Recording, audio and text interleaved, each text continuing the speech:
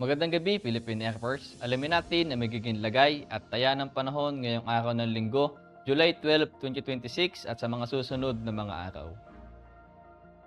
Para sa ating synoptic situation, southwest monsoon ang siyang nakakapekto dito sa Luzon at Visayas. At meron tayong minomonitor na low pressure area sa labas ng ating Philippine Area of Responsibility. Ito'y huling namataan kaninang alas 3 ng hapon na may layong 1,800 km east of Western Visayas.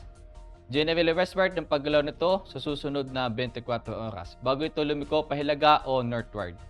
Sa ngayon, wala naman itong direktang epekto sa ating bansa.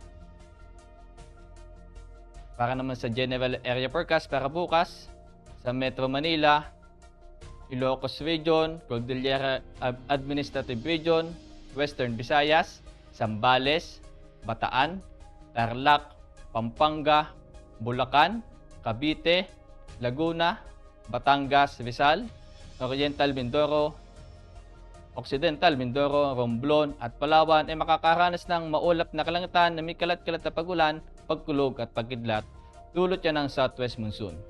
Habang sa natitirang bahagi ng Luzon at natitirang bahagi ng Visayas ay makakaranas ng bahagyang maulap hanggang sa maulap na kalangitan na may pulo-pulong pagulan, pagkulog at pagkidlat, dulot pa rin yan ng southwest monsoon.